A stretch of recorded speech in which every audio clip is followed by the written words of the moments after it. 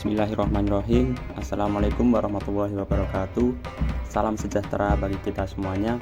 Salam, Om Swastiastu, Namo Buddhaya, salam kebajikan. Perkenalkan, saya Muhammad Akmal Iqbal Hamdani dengan NIM 222111366. Dalam kesempatan kali ini saya akan membahas materi tentang kategori hukum dalam Islam yang terdiri dari syariah, fikih, dan hukum Islam.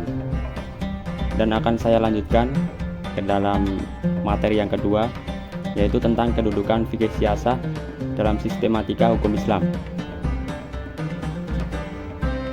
Yang pertama adalah syariah. Pengertian dari syariah secara etimologis berasal dari bahasa Arab, yaitu dari kata syara'a yang berarti jalan menuju air mata. Kata syariat dalam beberapa ayat Al-Quran mengandung arti jalan yang lurus dan jelas, atau jalan menuju kebahagiaan hidup. Pengertian ini menurut para ahli identik dengan pengertian agama atau ad-din, karena hanya agamalah yang dapat membimbing manusia kepada kebenaran hakiki untuk memperoleh kemenangan dan kebahagiaan di dunia maupun di akhirat. Dalam istilah Islam, syariah Islam berarti ketentuan ajaran agama Islam yang bersumber pada Al-Quran dan Sunnah Rasul. Dari pengertian ini menunjukkan bahwa syariah mencakup seluruh ajaran agama Islam yang meliputi bidang akidah, akhlak, dan amaliyah atau perbuatan nyata. Yang kedua adalah fikih. Secara lugawi, kata fikih berasal dari bahasa Arab fiqh yang bermakna mengetahui sesuatu dan memahaminya dengan baik. Di beberapa tempat Al-Quran menggunakan kata faqihah yang berarti pemahaman. Menurut istilah, fikih adalah ilmu yang membahas hukum-hukum syariat, bidang amaliyah atau perbuatan nyata yang diambil dari dalil-dalil secara rinci. Fikih secara istilah mengandung dua arti. Yang pertama, pengetahuan tentang hukum-hukum syariat yang berkaitan dengan perbuatan dan perkataan mukallaf atau mereka yang sudah terbebani menjalankan syariat agama, yang diambil dari dalil-dalilnya yang bersifat terperinci berupa nas-nas Al-Quran dan As-Sunnah serta yang bercabang darinya seperti ijma' dan ijtihad.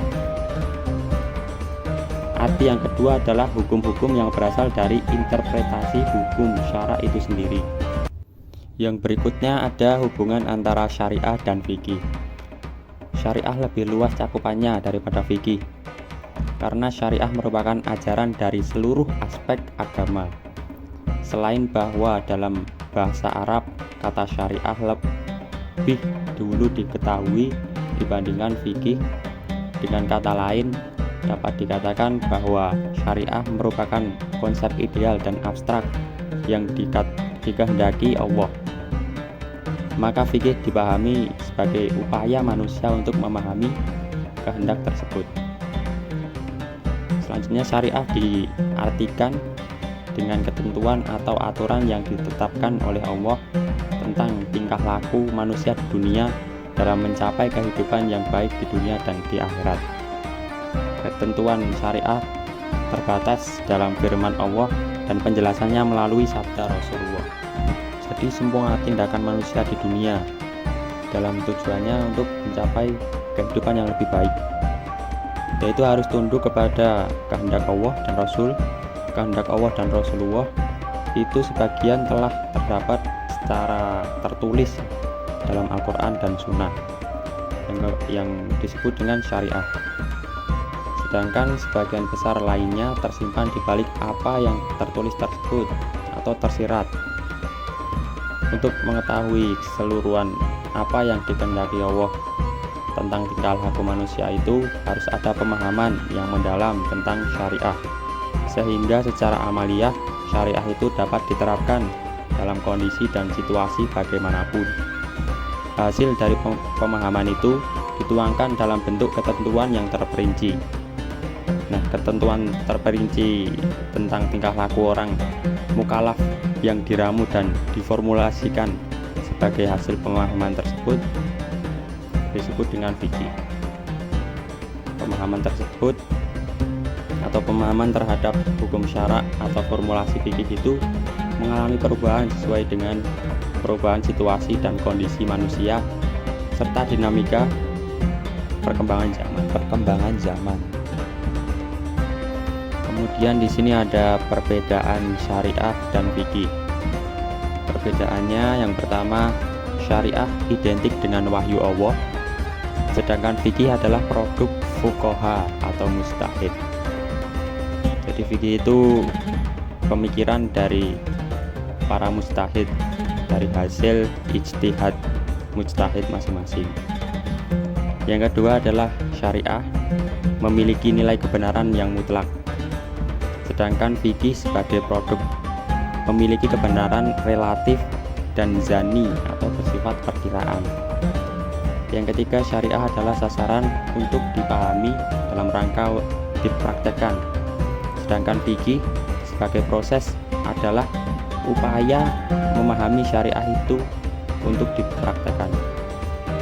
Yang keempat, syariah tidak akan berubah, sedangkan fikih bisa berubah sesuai kebutuhan umat dalam konteks perkembangan waktu dan tempat. Yang kelima, pembuat syariah adalah Allah, disebut syari', sedangkan pembuat fikih adalah fuqaha yang merupakan manusia. Selain syariah dan fikih, di sini juga ada hukum Islam, yaitu hukum Islam terdiri dari dua kata, kata hukum dan Islam. Keduanya berasal dari bahasa Arab, tetapi dalam Al-Quran tidak pernah menggunakan kedua kata ini secara bergandengan. Ungkapan yang digunakan biasanya adalah kata syariah al-Islam, hukum syarak, syariah atau syarak, dan fikih. Satu waktu hukum Islam berarti syariah, di lain waktu hukum Islam berarti fikih. Meskipun demikian, istilah hukum Islam biasanya digunakan untuk makna fikih. Bisa juga berarti syariah, tergantung konteks yang dibahas. Kemudian secara leksikal, kata hukum berasal dari bahasa Arab, yaitu hub, yang berarti menolak. Dari sinilah terbentuk kata al-hub, yang berarti menolak kezaliman atau penganiayaan. Para ahli hukum Islam di Indonesia mendefinisikan hukum Islam sebagai berikut, yaitu seperangkat peraturan berdasarkan wahyu Allah dan sunnah Rasul tentang tingkah laku manusia mukallaf yang diakui dan diyakini untuk semua orang yang beragama Islam. Adapun klasifikasi hukum-hukum Islam, yang pertama adalah wajib atau fardu. Wajib adalah sesuatu perkara yang harus dilakukan oleh pemeluk agama Islam yang telah dewasa atau waras atau mukallaf, di mana jika dikerjakan mendapat pahala dan apabila ditinggalkan akan mendapatkan dosa. Contohnya, sholat 5 waktu, pergi haji jika telah mampu, membayar zakat, dan lain-lain. Wajib terdiri atas dua jenis. Yang pertama adalah wajib ain, adalah suatu hal yang harus dilakukan oleh semua orang muslim mukallaf, seperti sholat fardu, puasa Ramadan, zakat, haji bila mampu, dan lain sebagainya. Yang kedua, wajib kifayah, adalah perkara yang harus dilakukan oleh muslim mukallaf, namun jika sudah ada yang melakukannya maka menjadi tidak wajib bagi muslim lainnya, seperti mengurus jenazah. Yang kedua adalah sunnah. Sunnah adalah suatu perkara yang bila dilakukan oleh umat muslim akan mendapatkan pahala, dan jika tidak dilaksanakan tidak berdosa. Contohnya, sholat sunnah, puasa Senin Kemis, sholat tahajud, dan lain sebagainya. Sunnah terbagi menjadi dua macam. Yang pertama adalah sunnah muakkad, yaitu sunnah yang sangat dianjurkan Nabi Muhammad SAW, seperti sholat id dan sholat tarawih. Yang kedua adalah sunat ghairu muakkad, yaitu sunnah yang jarang dilakukan oleh Nabi Muhammad, seperti puasa Senin Kemis. Yang ketiga adalah haram, yaitu suatu perkara yang mana tidak boleh sama sekali dilakukan oleh umat muslim dimanapun mereka berada, karena jika dilakukan akan mendapatkan dosa dan siksa di neraka kelak. Contohnya main judi, minum minuman keras, zina, durhaka pada orang tua, riba, membunuh, fitnah, dan lain-lain. Yang keempat adalah makruh.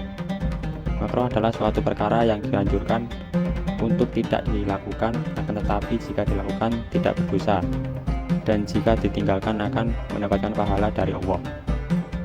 Contohnya posisi makan, minum berdiri, dan juga merokok. Yang kelima adalah mubah.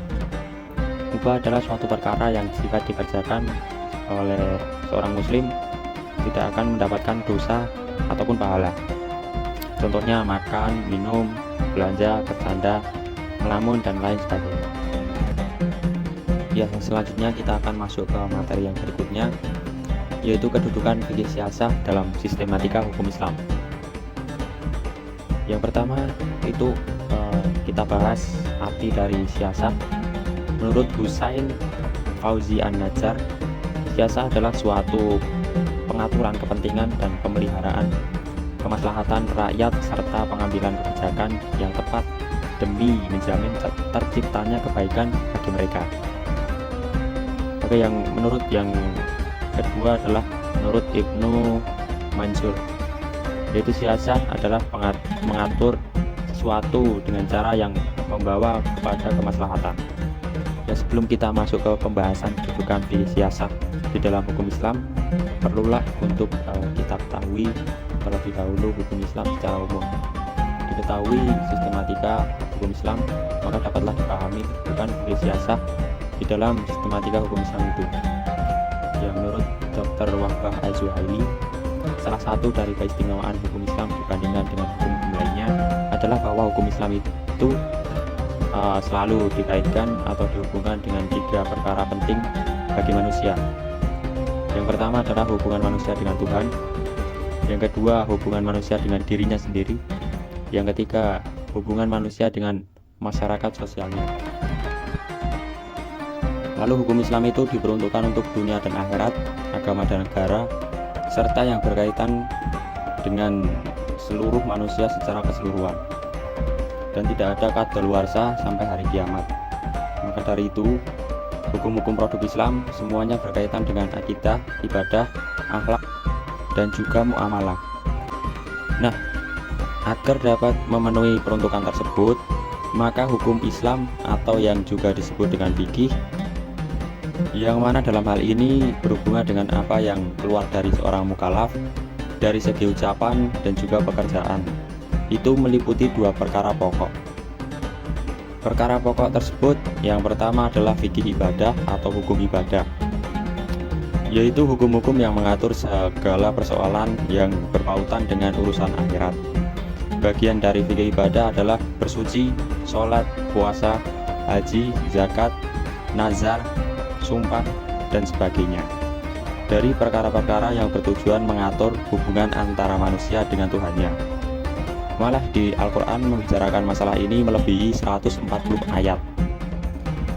Yang selanjutnya, perkara pokok yang kedua adalah fikih muamalah atau hukum muamalah, yaitu hukum-hukum yang mengatur hubungan antara sesama manusia dalam masalah-masalah keduniaan secara umum. Bagian dari ini adalah segala jenis akad, akibat, jinayah, ganti rugi, dan lain sebagainya, yang semua itu berhubungan antara manusia dengan manusia yang lain.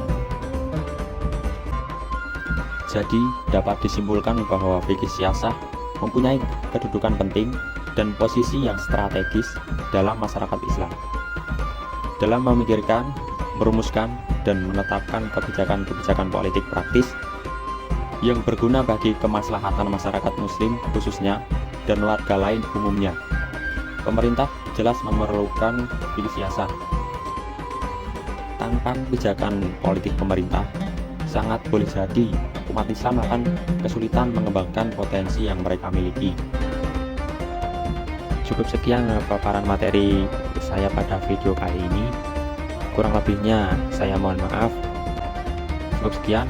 Wassalamualaikum warahmatullahi wabarakatuh.